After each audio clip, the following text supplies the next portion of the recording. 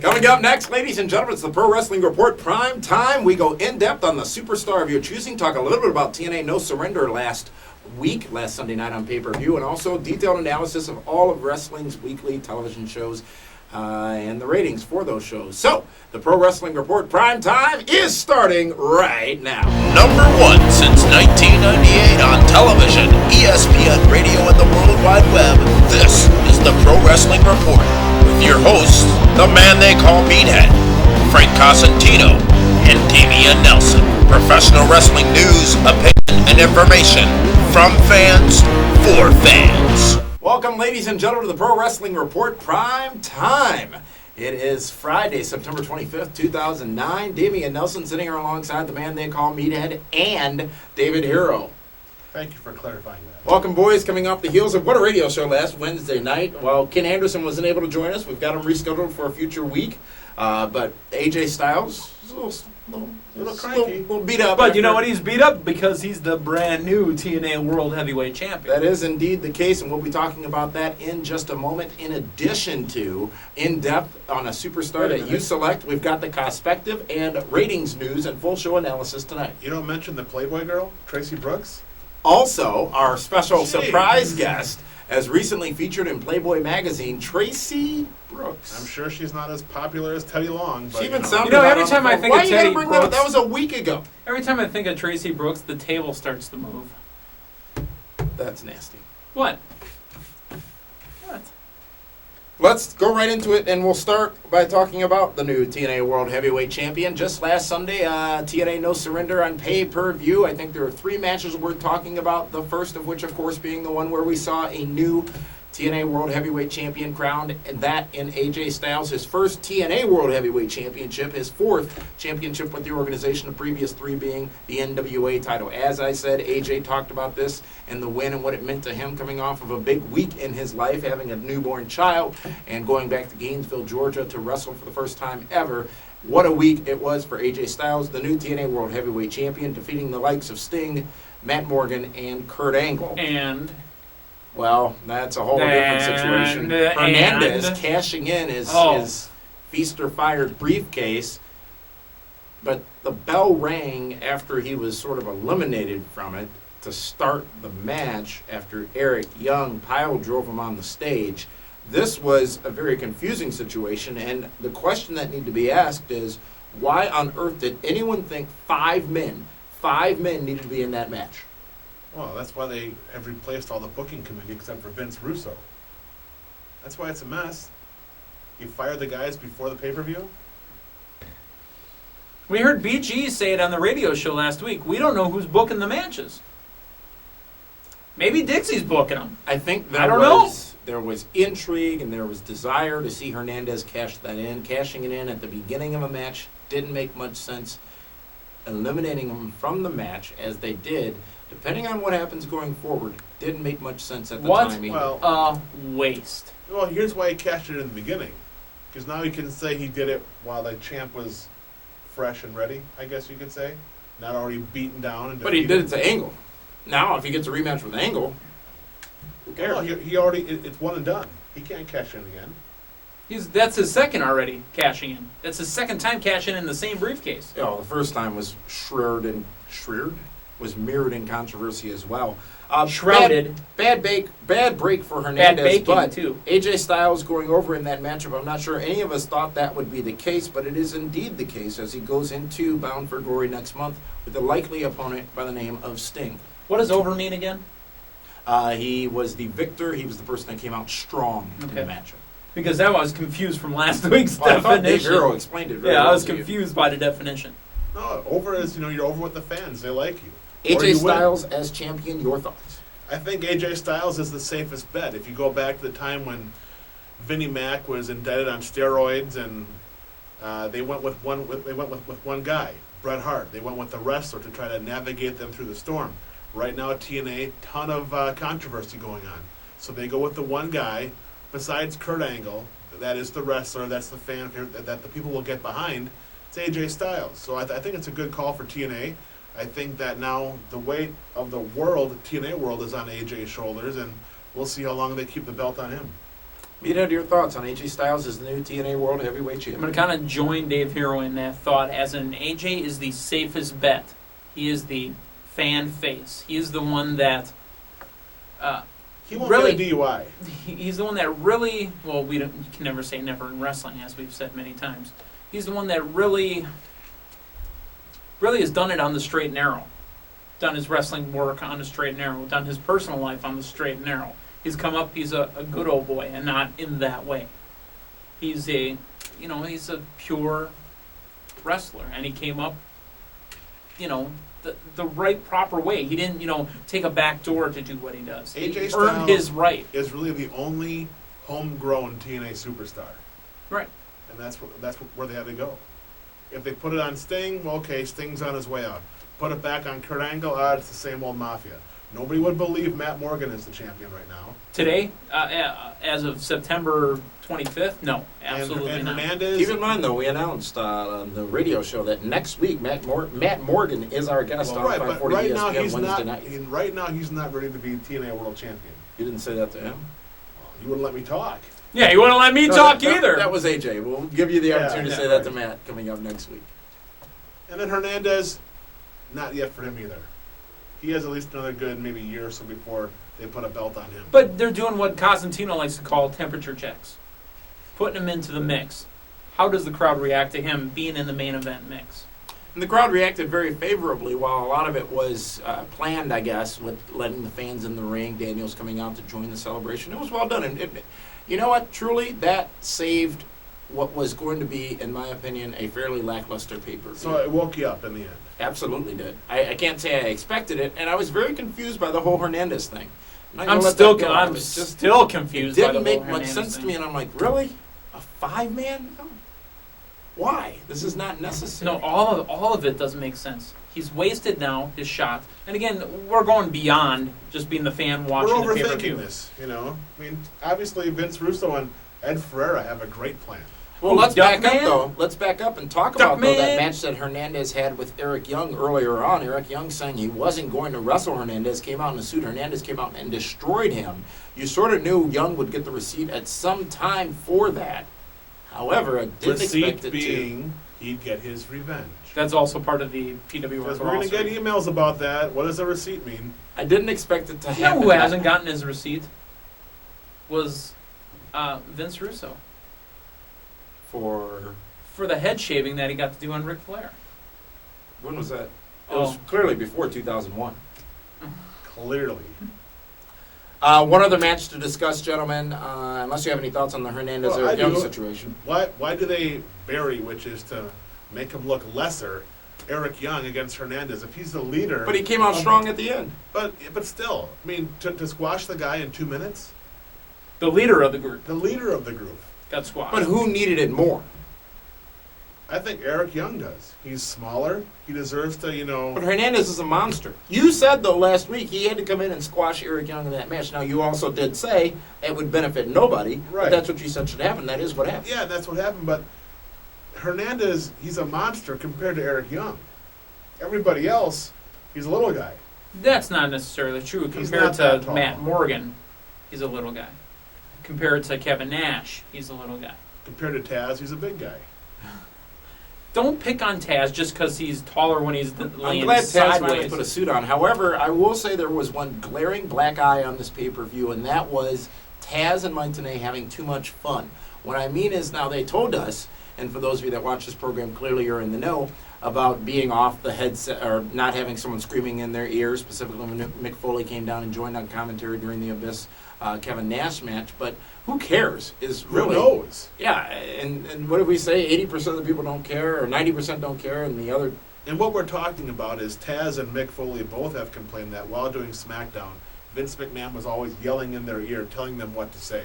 And that's when. But you know what? That's the main reason why Mick Foley left But SmackDown. Does That that is or does the that reason. not help the product? Because clearly at times, I would venture to say those two could use a little direction. Oh yeah, without a doubt. But they're sitting there on a pay-per-view talking about something that really 80% of the people watching have no clue what they're talking about. It doesn't benefit the overall product. And It's why- good for and those why couple of even people that acknowledge want to the see them take competition? shots at WWE, but it got to be a little obnoxious. Now, is Taz better than Don West? I guess is the question we haven't asked. It's been about There's a month. not enough Taz yet. Well, there's been plenty of Taz if you watch SmackDown. No, I'm talking about You know? to compare. No, to compare his TNA work versus his SmackDown work. I think Taz will always be in TNA. He'll be the same guy that he was on SmackDown. He'll be funny, haha at times. Makes himself larger than life. But no, I mean he is better than Don West. Don West was a good guy, but he's not going to help them promote the product. Next matchup worth discussing Let me ask was... before you go into that, is that because of the believability of Don West never having been a wrestler or in the wrestling business, being the merchandise guy, being the home shopping network guy? Not at all. Because, I mean, that's why the color analyst is always supposed to be the ex-wrestler or the ex-manager or, somebody that's in. Just like in sports. Taz is a better storyteller than Don West. Okay. The next matchup worth discussing would be Suicide versus the Pope, D'Angelo De Niro, who I guess he's a bit of a preacher, which I'm liking. Street preacher. I'm liking it a lot. These two put on a Falls Count Anywhere match, which actually was very well delivered. Aside from the fact that we had to see De Niro's ass for about 3 minutes during that was your favorite part of the pay-per-view. You know it was. Where Taz even went on to say, which was a good line, I feel like I'm watching a Ric Flair match. That elbow drop that De Niro delivered on top of the road cases, very well done. I'm not sure anyone can deliver a better elbow drop in the business right now. Maybe Shawn Michaels, but not sure. Good match from these two, and a feud that does have a little bit of interest now. Both guys are great workers. They do all the high flying. It's good to see Elijah Burke finally being used properly. D'Angelo De Niro. I can't call him the that. Pope. I can't call him that. He's Elijah Burke to me. But I think finally Suicide is going to be in a program that may last more than a month. I'm sure they're going to have this stretched out for a little while. It'll be interesting. One of those two guys has to do something quick to keep the fans interested in them. Is it the video game guy Suicide, or is it going to be your buddy the Pope? No, the spot that buddy. the spot that the same spot that you liked and thought was funny with Ric Flair. It was a little awkward though because Suicide only grabbed half of the tights. You're like, oh, whew, we were saved, and then they had to grab the other half, just the pants. No, wait, would Don West have said something like that? I think in his last several months with the company, he would have been able to. He would have said it looks like a Ric Flair match. Don West wouldn't have been able to. I'm going to speculate. I don't think he would have. Don West wouldn't have been able to tell you what a Ric Flair match looked like because he never called one. And it, wow. Okay. He never called one. Yeah. So again, that's I think we're. Neither we sit here and talk about Ric Flair. Yeah, we called matches. Never a Ric Flair match. No, never Ric Flair. That was you guys TNA. have called some pretty big matches though. Mm-hmm. That was TNA No Surrender last Sunday on pay-per-view. Let's talk about the ratings and the shows from this past week, specifically this past Monday night's Raw, which garnered about 5 million viewers, up about 100,000 viewers over last week. But, the one thing that really sticks out, there was some great things on that show. When I was done watching it, I said, damn, that was a good Raw, and here are the reasons. The first of which was that send-off they gave to Lillian Garcia. I was waiting throughout that whole thing for them to crap on her. I was waiting for somebody's music to hit or somebody to come out and cut a promo on her or something like that. They didn't do that. Can either of us, any of us, name the last time somebody got such a great send-off? I think it was Ric Flair. Yeah. JR didn't. Bischoff didn't. No. They dumped Bischoff in a garbage can. Yeah. After he went through court. This was classy. This was great. As they went to commercial after it happened, I said, wow. They really did that nicely. You were almost waiting for DX to come out and make fun of her or do something. Somebody to do something, and she sat there and cried in the ring, and it was legitimate, it was real, and thank you, you'll be missed. I mean, nothing personal, but... She won't be missed. She'll be missed. Sure. No. After that, she'll be missed Not at for... all. I didn't say how long. About a minute. Thank you. Legacy remains very strong. Clearly they're going to lose in Hell in a Cell, but hey, for Raw this past Monday night, I was impressed with Cody Rhodes and Ted DiBiase Jr. Is it believable? No. I thought it was. Who have you ever seen lay out Triple H before? Consistently. Yeah. When was the last time you saw Triple H? Oh, wait, here's the thing now. Come on now. When he was okay, Triple H doesn't put anybody over. Triple H is always keeping down the young talent. That's all the crap you hear all the time. Now agree. he's putting some young talent over. And I'm glad he is, but I'm sure they could do it in a different way where it could be more believable. But there's also the payoff at the end where Triple H finally gets over them anyway. So what's the point of consistently putting them over in the middle when the end... It looks like two 20-year-old kids are beating up Triple H, a 45 million time world champion. And that's just on one brand. Right? I thought it was well done. I was surprised. I'm impressed that they're actually using Legacy in that way, and good for them. No, not in that way. I was surprised to see it, and really was waiting for the big DX comeback, which it didn't happen. Again, I think this makes things very clear as to what's going to happen at Hell in a Cell, but at that point, who cares? It's a good story. And for those that aren't in the know, or those that don't know, this is what's also called a receipt as well. You know, No. there's give and take. To me, it is. There's So, no receipt there. to me, it is. That's the wrong So- definition. Do you get $5 if you don't get a receipt? No. You're a long range. Here's the It's the true comeback. meaning. No. Here's the true meaning of a receipt. Okay? Let's say Hulk Hogan and Iron Sheik are having a match together, and Iron Sheik accidentally potatoes and really hits Hulk Hogan Not breaks his leg. and knocks him loopy. Well, what's going to happen is then Hulk Hogan's going to fire back and hit the Iron Sheik back real hard. That's called giving him a receipt. That's the proper terminology. What's the terminology? All of those terms are now available at pwrshow.com. What's the so terminology no need to argue when about there's it. when there's a feud back and forth, a program running back and forth, and program is Going long right now.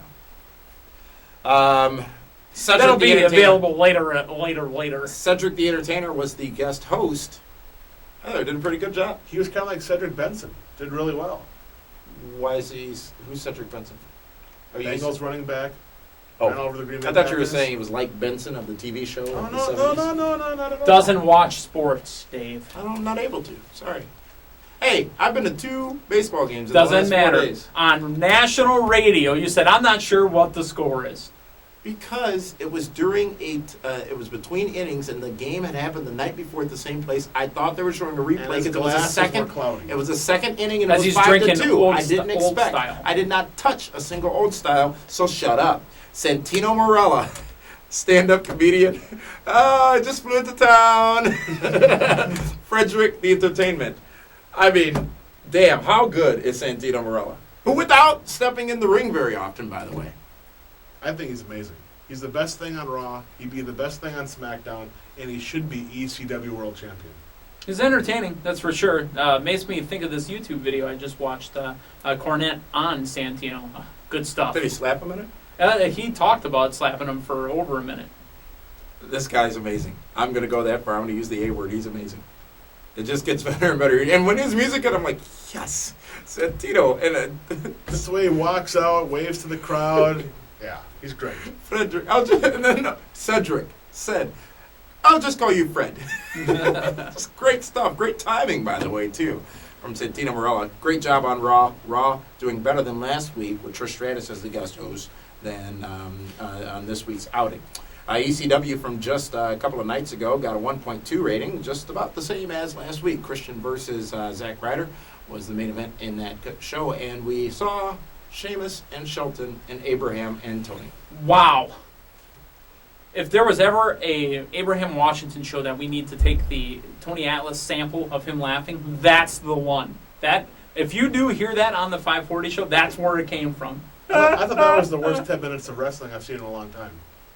Oh, I didn't watch the wrestling. No, I'm saying that 10-minute segment On the wrestling floor. Yeah. with Sheamus, as much as I like him, I think he's the next big star. Mhm. Sheamus, Benjamin should never touch a microphone again. Sheamus was got brutal. but you know what? He's got some work to do. Brutal. And You he don't doesn't put look somebody out there to start the show that's uncertain about how to cut a promo. and he doesn't look the same. He doesn't look as intimidating in street clothes and without his hair did up. Abraham Washington was mildly entertaining this week. The sunglasses, the comments It was he funny. had, it was mildly entertaining. And I thought there was some believability to the brawl between Sheamus and Shelton. It took too long to get there. Yeah, way very too good long. point. But again, Tony Atlas is what's carrying that whole thing. But that's going to get old just like Ron Just like Simmons what? and Dam and what and everything else. Well, What never got old. And what Still is also ringing through bothering me arenas across the on country. ECW television, and you see it a little bit on SmackDown, less on Raw, is the silence. And what I mean by silence is silence from the commentators during matchups. It's like they're not calling moves, You know, we're trying to, Stryker's trying to educate us every now and again, but it was like, Well, it's because you've been spoiled. You've had guys like Jerry Lawler, Jim Ross.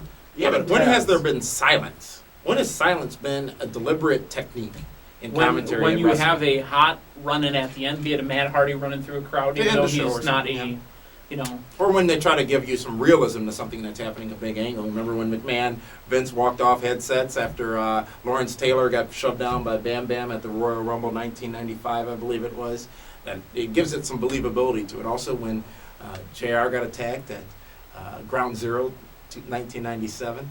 as we keep cranking the Wayback Machine, and now we go back forward to today. But how do you talk about, what's his name, Zack Ryder? Woo, woo, woo. Yeah. And you know going it. for the world champion, going for the ECW title? Well, but what? You have no choice but to be silent. You have for a that. battle royal for a #1 contendership, and then the next week you give it to him. Usually you got to wait. Why isn't that at Hell in a Cell? Unless Regal's going to get back into it. I like the Regal and Goldust interaction. Their match on Superstars was decent, and also their interaction on ECW this past Tuesday. ECW needs something quick. It's not shown. They need another WrestleMania rematch to air on It their helps program. the ratings. TNA Impact, thank God, finally for them, took a big jump up in the ratings of 1.2 last week, which was up from the prior week's 0.9. Also, the highest rated wrestling show in the, second highest rated wrestling show in the UK last week with 46,000 viewers. WWE Breaking Point getting 106,000 viewers. Keep in mind that is on free TV over there. The other WWE programming did not break the top 10 last week, so interesting note over across the pond. Any things of note from you guys from TNA Impact last week? You That know, pretty much It was sums their up. go-home show, and it didn't make me want to buy a pay-per-view. Yeah. But then again, that's the pay-per-view before their biggest show of the But year. it's like that for every one of their pay-per-views. You're right. You know? And because spoilers are available 2 weeks beforehand of what's going to happen on the show. WWE SmackDown last week getting a 2.0 rating, which is a jump from its prior week. Teddy Long gets abducted. The one line I was waiting for that did not happen when The Undertaker turned around at the end and Teddy was sitting in the back, which was, "Where to, Teddy?" It's still one of my favorite wrestling moments ever. "Where to, Stephanie?" I'm liking Teddy.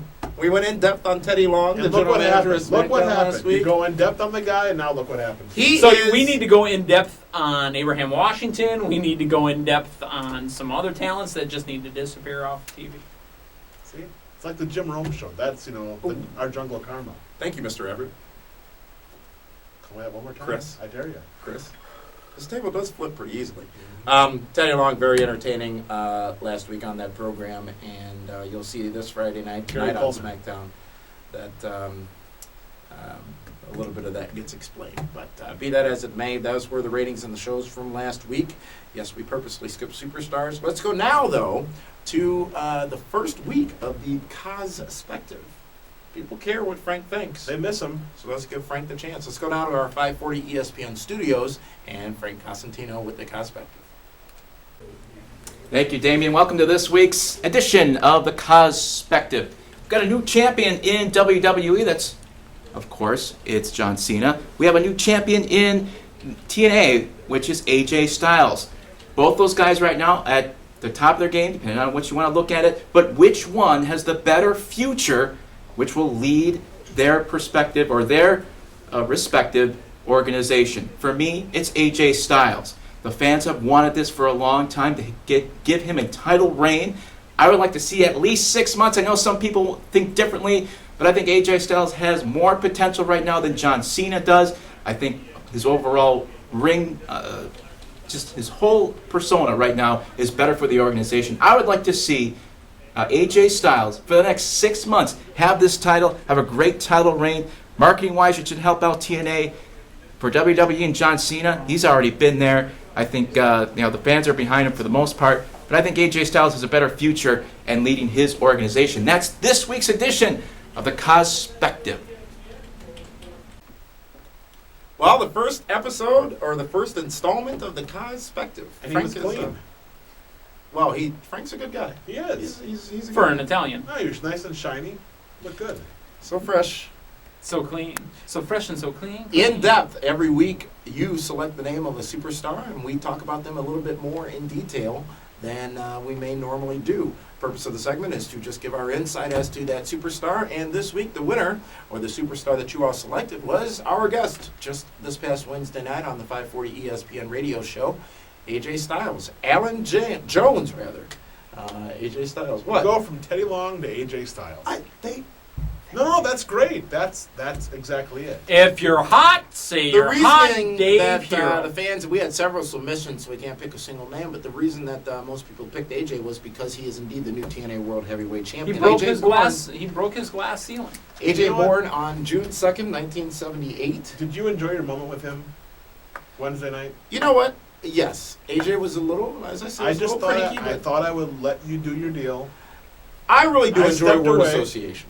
He didn't like it so much, but be that as it may, at least we picked a good name in James E. Cornette. But be that as it may, he is the current TNA World Heavyweight Champion. He is one of a few people who were on the original TNA pay-per-view in 2002, and also spent a lot of time in a lot of different organizations, including turning down a deal with World Wrestling Entertainment. More on that. AJ actually getting a start in NWA Wildside back in Bill Barron's. 1998. Was part of the Air Raid tag team in WCW. in 2001. However, once Whoa, purchased, who was his tag partner? I Air Paris. well, he was Air Styles, and they Air Paris. it's like airlines, Air France. Sorry. In WCW, and that looked like it was going to provide some benefits to him until WCW was purchased by World Wrestling Entertainment after going out of business in 2001. This is AJ Styles in depth, not WCW. Continue. It's context, which is why AJ was not able to continue in WCW, nor was he extended a full-time performing role with WWE, but was offered a developmental contract with WWE in 2002, but declined. Declined for the reason that we're going to pay $500 a week. He was going to have to move to, I believe, Louisville. Wasn't able to do so. Wife was finishing up college. AJ told us all this, by the way, on an interview we did prior to this past Wednesday's interview, a video interview, which is available at pwrshow.com. So hear him in his own words talk about this. But did go to Ring of Honor from 2002 to 2004 and stayed in Ring of Honor along with TNA at the same time until those two decided, or TNA decided, that they wanted their talents exclusively. So AJ Styles has been around for a very long time in professional wrestling, about an 11-year career, has been in WCW, has been in TNA, has been in Ring of Honor, and had a chance at WWE. Gentlemen, your thoughts on AJ Styles, the TNA World Champion? I honestly never thought AJ Styles would be the star he is today. Just because I'm like, well, smaller guy, wrestling is still a big man sport, but he's proved me wrong, he's proved a lot of people wrong. Kevin Nash has said it many times. He is the Shawn Michaels of this generation. He's the guy that can go. And like I said earlier, he's the guy that TNA just needs to jump on his back and let him carry them to the finish line. Meet it. AJ Styles, as we talked about earlier in the program, is the guy.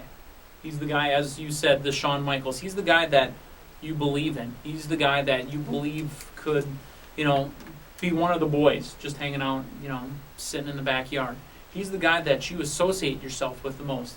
One of the things that I remember reading out of, I think it was Jericho's book, the best wrestlers are the guys that, guys want to be like them and girls want to be with them. Those are the best wrestlers, the ones that can sell the most merchandise, get the girls to come to the show. So Bastion Booger is what you're saying.